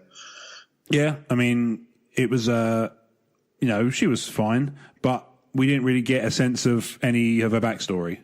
No, it was absolutely. Just, she'd been a princess, and that was about it, really. Yeah. Whereas, Rael obviously has his kind of Padawan, who he's got killed through his sort of disregard for the Jedi sort of tactics. Rahara and Pax, what do we think of those? I quite liked their interplay. Yeah, and I thought they were fun kind of tag and bink type characters almost. Yeah, I liked that Pax was so odd. Yes. Do you know what I mean? Like he actually got more backstory than Fanry did. He did, yeah, in a way. Like she kind of, hers was, yeah. Oh, in Fanry's case, absolutely. I was thinking of Rahara, because Rahara's got some backstory, but it's almost enough to say you don't want to know the rest, which is quite good in that respect. Yeah. And then, let's say, Pax is quite good in that he's a bit weird and a bit off the wall and a bit unusual in terms of demeanor, which for Star Wars characters, he's a bit more of the unusual, but less on the DJ side where it's kind of a bit silly. Yeah. And more of the Lobot side where robots are involved. Only in the French version. Yeah, exactly, yeah. But he had more dialogue than all but the French Lobot. More dialogue than Bossk. Very true, yeah. That's definitely true.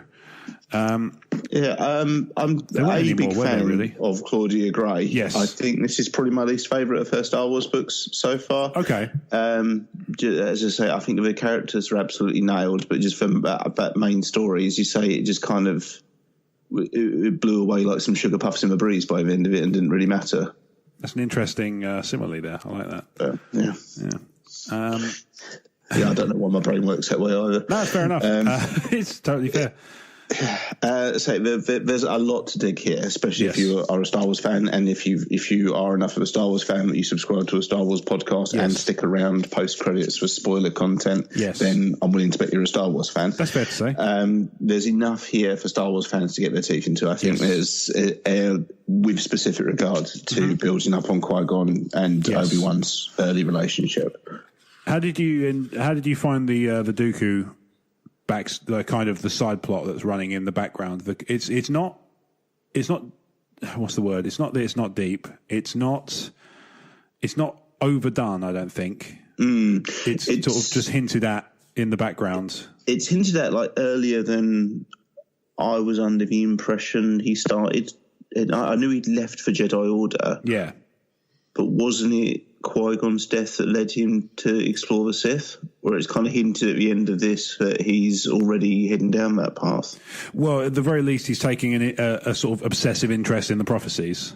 Yeah. Which not necessarily be the Sith, but you could certainly conceive that would be the way it would go. Yeah. See what I can find there. Yeah. I'm sure I can't find it there. But I quite enjoyed the fact that they didn't harp on too heavily about the Dooku stuff. They touched on, I think, the fact that Rael say once that he hadn't heard from Dooku, and obviously that turns out to be a lie. Dooku's line is, "You would learn much here on Sereno with me. You have yet to imagine the truth of the Force, but you could find the way. There are so many things I've learned that I could teach you, far more than we ever told us at the temple." And if that isn't hinting at the Sith, what is it hinting at? Well, no, I think it could be hinting that that's the path he's going down. I just don't necessarily think he's there yet. He's he's clearly figured out that there's more to it than they're letting on, but that doesn't necessarily say dark side. You know what I mean? Yeah. Okay. Yeah. I can swing that. You got some good insights this week. Thanks. I try. So one thing that caught my eye, which I thought was interesting, they destroy a fan theory in this. I don't know if you picked up on it. They read you the prophecy of the chosen one, and it's him. So it can't be Rey. Yeah, I was under the impression it wasn't supposed to. I never swung with Rey being the chosen one anyway. So I agree, but then that's definitely it's definitely a fan theory that's done the rounds. Okay, well, I'm glad they've shut that down because it doesn't make sense. No, indeed, but and also it's they've been very careful, and rightly so, I think, not to undo anything that George had done. So they've done stuff on top of what he's done, but they haven't done, to my mind, they haven't done anything that overwrites what he's done. Yes. Yeah. Which is what it should be. Yeah, it's absolutely. Yeah, you definitely don't want it to be, completely trampling over his legacy. Yeah. Which part of the reason, as an aside, I don't actually see it, even though they've bought Fox, I don't see them re-releasing the original versions for that exact reason, just out of deference to George's original vision. Yes, maybe. Yeah, maybe. I don't know. That's my theory of, if it doesn't happen, that's my theory of why it hasn't happened. Okay. But yeah, I was trying to find it in the book, but obviously it's 300 pages long while I was describing that. But there is a point where he reads the prophecy of the chosen one verbatim. Yes, and it does specify a he. Something like a child will be born of the Force to no father, and he shall bring balance to the Force, or something something to that effect. Yes. But I thought that was interesting because, like I say, the fan theories have been sort of, in my mind, they've been incorrect, but at the same time, I never gave them much credence. No, but there's been quite a popular one that's like, oh, well, they misinterpreted it once, and it's like, okay, yeah, fine. But at the same time, George has been very clear on the fact that it's Anakin. It's in the special features of episode 3. Yes. So, sorry. Yeah, no, this book had no real bearing on any of anything beyond Phantom Menace, really. Yeah, indeed. It's but in terms of other bits, there weren't really that many spoilery bits or any kind of really illuminative stuff, was there, that I can think of? No, it was a character piece, which was what I really liked it for. Yeah. I agree. I think in that respect, I think it's really good. I like the sort of build-up they do of Obi-Wan and Obi-Wan and Qui-Gon kind of going through that, will they, won't they split sort of thing, especially with the whole Jedi Council thing. And you sort of get a sense of why the Council are a bit funny with him. Because even after they sort of extended the olive branch, after he's disregarded them completely and forced them to go around him and get Obi-Wan in to do the job for him in the, what's the name of the ceremony? It's just the coronation, isn't it? It's like the signing of the treaty thing that's supposed to turn it into a constitutional into a republic. That's it. See, obviously he kind of boycotts that because of the is it Chirka it's pronounced? Chirka or Zerka, one of the two, yeah. So the corporation, sort of, he's kind of protesting their presence in the whole system because he thinks it's detrimental, which is fair, Yeah. He's entitled to his beliefs. And the fact that he does that, he disregards the council, he goes ahead and does his own thing, and yet they keep the offer open, partly out of formality, but they keep it open at all, says that, they still kind of considered it worth doing in the long run, and then he turns around and says, nah. Yeah, I'm good. So I quite liked the fact that they did that. rather than have him just have it taken away from him. Yeah, because they felt sort of slighted. Yeah, out of pettiness. They do a good job of making the council fallible without making them slapstick, farcical. Yeah, I agree. Yeah, it's like I think part of that weight comes from the fact you're seeing it from Qui-Gon's eyes, and I think he already has that perspective of them. That's entirely possible, actually. Yeah, that makes sense because he already sees them as a little bit sort of narrow-minded and naive. Mm-hmm. So which I like because points of view is a recurring theme of Star Wars. Yes, and also the limitations of the Jedi is a theme of the prequels. Yes, so your focus determines your reality. There you go. Was there any bits in the book that you didn't particularly like at all? No, like I said, just that main framework plot was just a bit forgettable EU novel. It wasn't bad by any stretch. No, not at all. Maybe it was overshadowed by how good I felt the characterization was. I kind of wished there was a bit more to be done with that side of it. But, okay. By no means did I think it was bad. It was just it was overshadowed by the other good bits, I suppose. Yeah, so it's like the weakest of a good bunch. Yeah, there was nothing I actively disliked in this book. No, I would agree. Yourself? Yeah, I would agree. I mean, there was a bit that seemed... It seemed a bit prequely, not necessarily in a good way, was the bit towards the end where Obi-Wan gets stuck in the automatic fighter. Okay, and he's going through the corridors, and that all felt very... It felt almost a little bit Jar Jar-y. Yeah, I actually liked the beginning bit of the Hutt Palace. I really liked. I quite liked that. It sort of it painted the picture very well. Yeah. And I quite liked the sort of slimy, what's his name? What is his name? I'll find it, because this one's right at the beginning.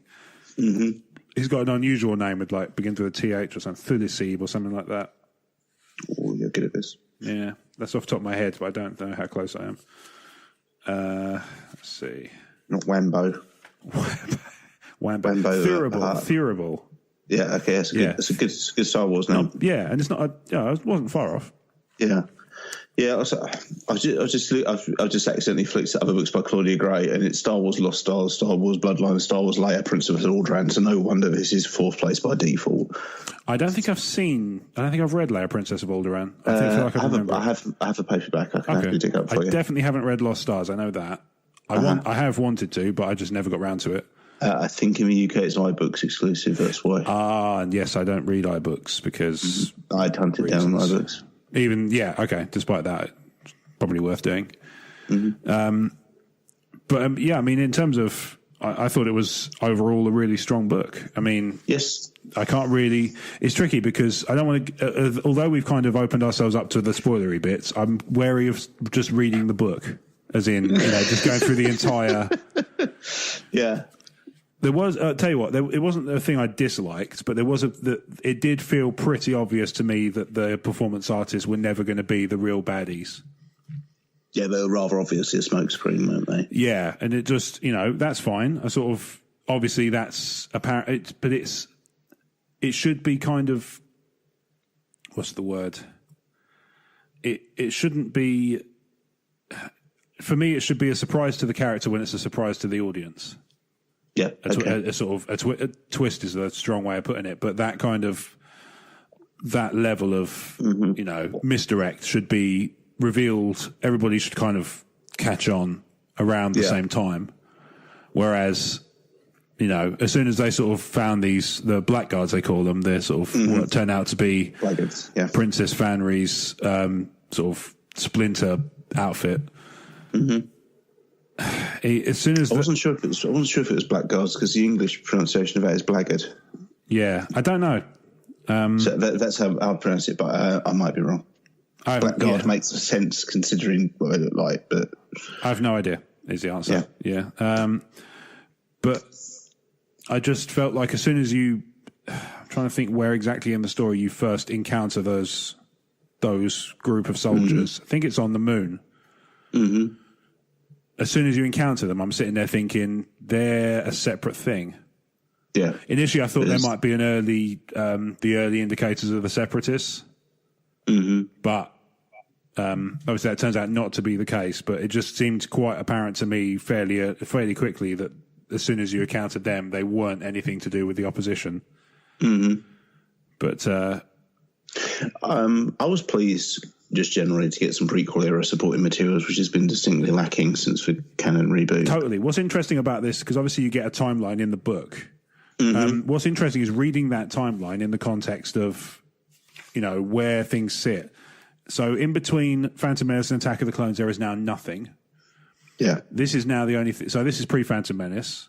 Mm-hmm. There's the Clone Wars TV series and Dark Disciple between 2 and 3. Yes. Between 3 and Solo, there's Catalyst, Lords of the Sith, and Tarkin. Makes sense. Mm-hmm. So then there's Solo, Thrawn, A New Dawn, Thrawn Alliances, Thrawn Treason, and Rebels. Yeah. Makes sense. Rogue One, A New Hope, Inferno Squad, Heir to the Jedi, and Battlefront Twilight Company. Yeah. Nothing between Empire and Jedi at all. Oh, yeah, no. And then Return of the Jedi to Force Awakens, Alphabet Squadron, Aftermath, Life Debt, Empire's End, Last Shot, Bloodline, Phasma, Canto Bight. Mm-hmm. There's loads. There's absolutely loads. Yeah. Just seems like so much stuff, and they're just all these other gaps. At the same time, gives us absolutely no real context for Force Awakens. There's gaps that need plugging. There are some. It would be nice to have something that replaces Shadow of the Empire. Yeah, I was kind of hopeful that was going to get more or less brought back. Checking on Wikipedia. Mm-hmm. Yeah, it is 7 years before Phantom Menace. Yeah. Okay. At the moment, before Master, there's only one item before Master and Apprentice in the canon. Okay.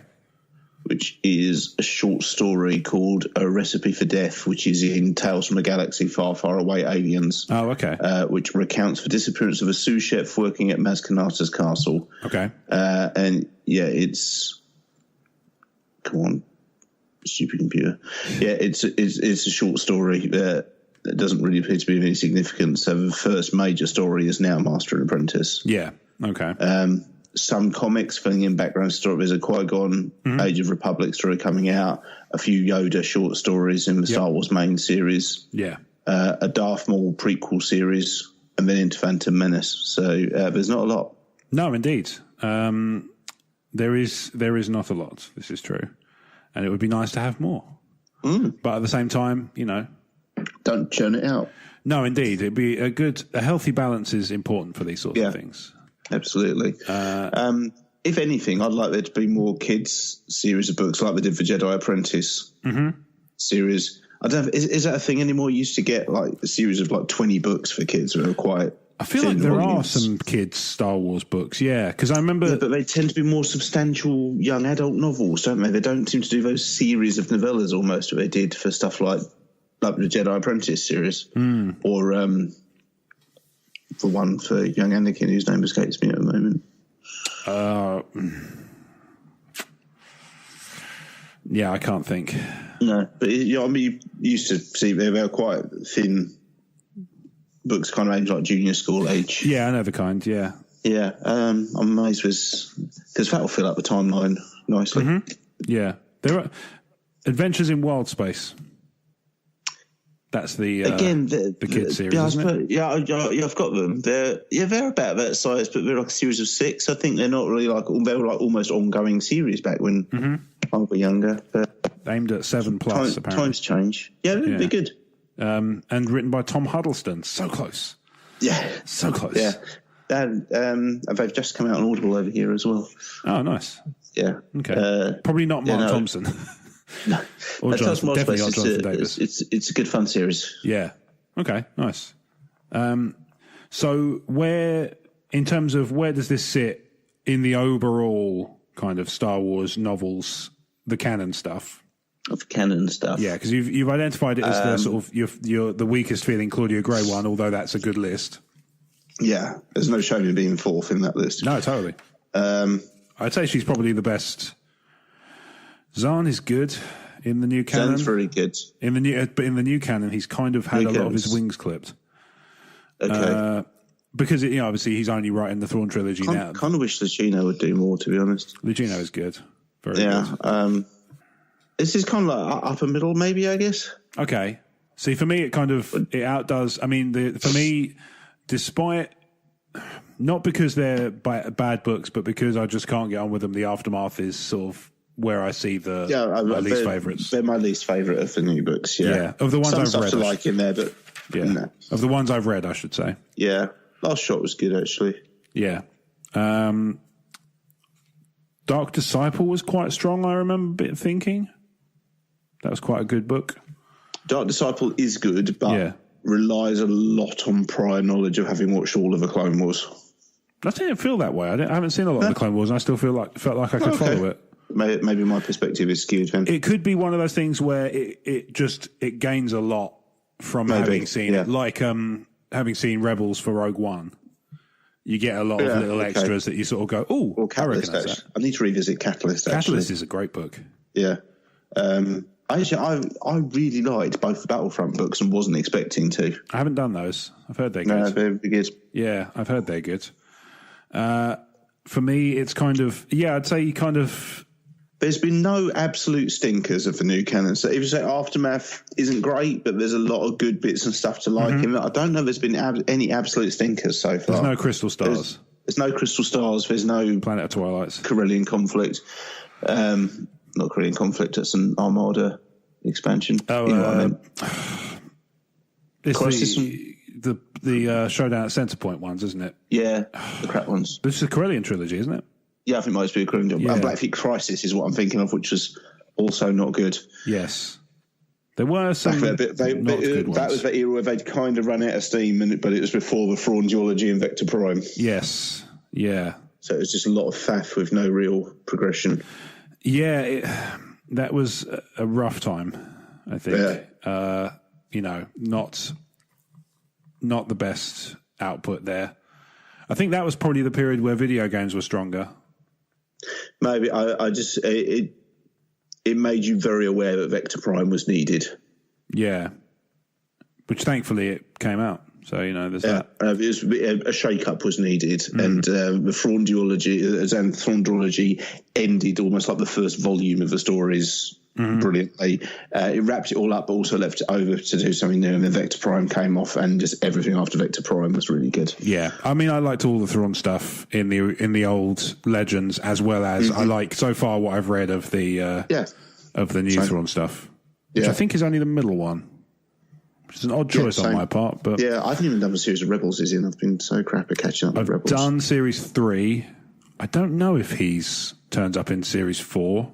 I would guess he probably does. Therefore, he's got to be somewhere. Well, quite. This is exactly right. Yeah. So, do we have a rating system for book reviews here, or do we just just recommend or don't recommend? Yeah. I would say if you're enough of a Star Wars fan that you've bothered to listen to this review, then you would enjoy Master and Apprentice. I would concur. So you think it's for the enthusiasts only? If you're enthusiastic enough to subscribe to a Star Wars podcast, then you're invested enough in Star Wars for this to be your bag.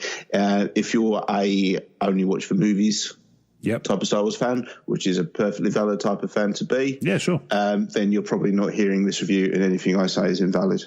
Let's say, for argument's sake, they just stumbled across it. Maybe I'll release it separately. Say, I might not. I would say probably not for you.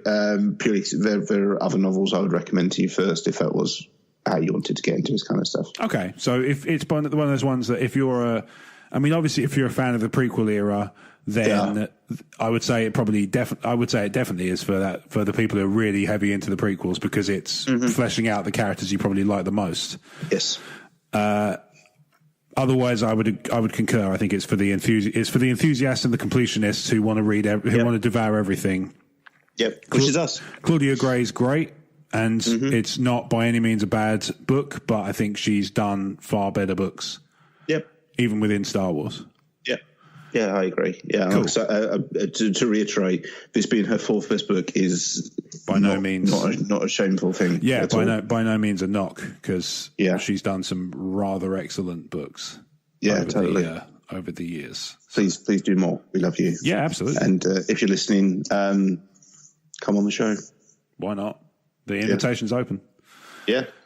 There you go. So, Master and Apprentice. It's kind of a sort of pseudo thumbs up from Talk Star Wars, I would say. I would say if you're still listening, it's a thumbs up for you. Yeah, fair enough. So like, if it was a rating, probably like a 7, I guess. I think that's fair. On a 10 scale, I think it's fair. Yeah, yes. Out of 100, it's scathing. Yeah. Cool. I think 7.5 out of 10 is a fair rating. Yeah, nice. So there you go. Cool. So if you're a Star Wars fan and you like the books, then the 7 and the 7.5 was probably enough to sway you, I would say. So I would. Master and Apprentice is available from April 18th, I believe. It is, which